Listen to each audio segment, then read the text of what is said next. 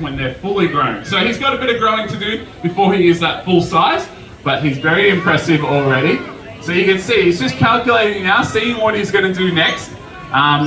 He's already eyed off that meat in the water, so we might be lucky enough to get a bit of a swim from Malcolm here, which is perfect for a nice warm day like today. He eyed off that meat at the top of the tree there as well, so you can see he's just thinking it all through before he actually does use that energy to go for something. We'll see how he goes. Well, he's going to take a little swim in the pool. There we go. Nice big round of applause for Malcolm. That's a fair bit of energy that we've seen him exert. Malcolm's not one to use most of his energy. He is what we call a movement challenge tiger, which is a nicer way of saying he is lazy for the most part of his life. Compared to his sisters anyway. Did he end up, he ended up dropping that bit of meat there.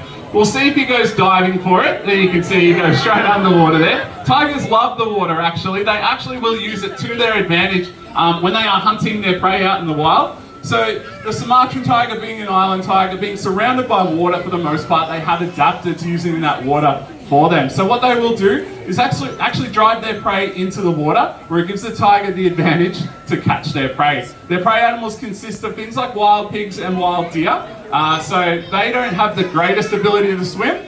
Tigers have developed partially webbed paws, which allow them to swim, and they can even hold their breath underwater for minutes at a time. So I don't know if we're going to see that from Malcolm here at this time, but you can see how he wasn't too fussed to go straight into the water there. However, usually they are quite fussy when they do first approach water, and that's because they have those very sensitive front paws. Now those front paws are sensitive because they have thousands of nerve endings on them, and that allows them to be that ambush predator, that hunter, to try and sneak up onto their prey. By knowing what they're stepping on all times, they don't have to look down at what they're stepping on, and they can hunt in the darkness as well and try to be as successful as possible. How you going there, buddy? Still trying to figure out if he's going to die for the meat or not, but that's fine. There is plenty more out there for him to enjoy. So by having those very sensitive front paws, when they first touch that water, it can be quite ticklish, a ticklish sensation for them, but once they get wet, they are completely fine from then on. We might see a little bit of a jump from Malcolm here if he wants to look up. Let's see a little example of that. Good job, buddy. Another round of applause for him. We'll give him that positive reinforcement. So he feeds off that clapping and the applause. He knows that he's done the good thing there, and that's helping him out in the long run to develop that instinct to become that tiger that we want. We also want to maintain that instinct throughout their lives, because it does get passed down to future generations as well. And of course, our ultimate goal is breeding to have tigers to potentially be released back into the wild in future generations. So we want to maintain their instinct as much as possible. So we'll see as he makes his way around the pool. Again, he's going to check out some few things now. Of course, the most striking feature to a tiger is their stripes and their coloration as well. You're going to go back in for a swim, buddy. Okay. I'm going to show everyone how you swim. Or you're going to cheat by standing on the wall. Good boy. So you can see those features there, the stripes, those black stripes with the orange coloration. Now to us, it's very vivid. It stands out very well. Those stripes are unique to every tiger that has them. Of course, they all have them, but they are unique to them. Not every tiger has the same set of stripes. A lot of people think that tiger's stripes grow and change as the tiger grows and changes, but they are the same stripes that are there since they are born, and simply they just expand as the tiger gets bigger. Now, if you were to shave a tiger, you would not only just have one very angry tiger, but you'd have those stripes that are featured on their skin as well. And we'll see a tree climb here from Malcolm. Again, let's give him another round of applause for that one. Good job, buddy. So yeah, those stripes are on their skin as well, so it is a permanent coloration for them.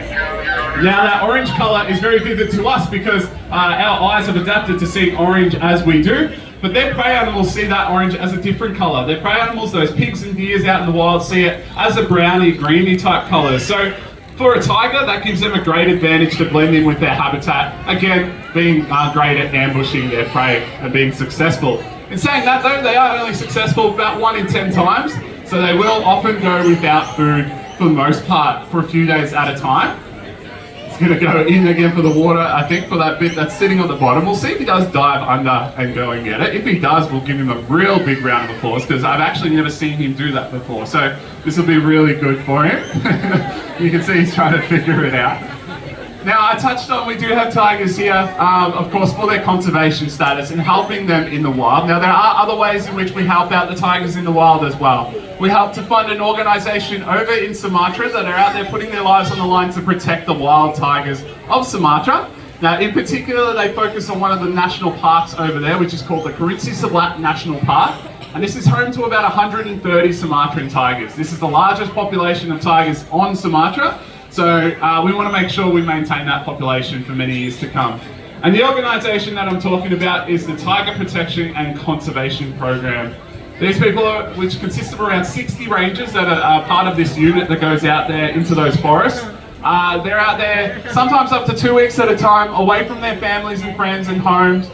They're out there in the forest protecting these tigers by not only removing traps and snares that may be set out to catch. Oh, we almost got it. Good job, Mel. It's not only to do that, but to also remove things like logging equipment that shouldn't be in this area as well. This is a national park, remember? And then also even setting up camera traps to help identify how many tigers and each individual tiger that is out there in that national park. So they're doing a great job putting their lives on the line, protecting them for as much as they can, and we of course want to help them out as much as we can as well. One of the ways in which we're helping out that organisation, it's going under again. Oh, Malcolm. Is by making some contributions. Now, one of the ways in which you can do so is by getting yourself one of these wristbands for a $5 contribution. This is called a Tiger 511 wristband, and that essentially means for $5 you're helping save one tiger in the wild for 1 day. So that's what it equates to, and that's how we're helping out to help fund the organisation over in Sumatra by paying for their wages, paying for their food, equipment, everything they need to be efficient at what they do.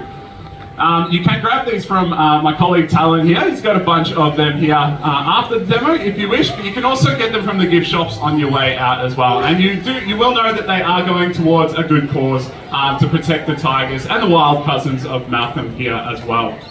But your contribution doesn't have to be monetary. There are so many other ways in which you can help out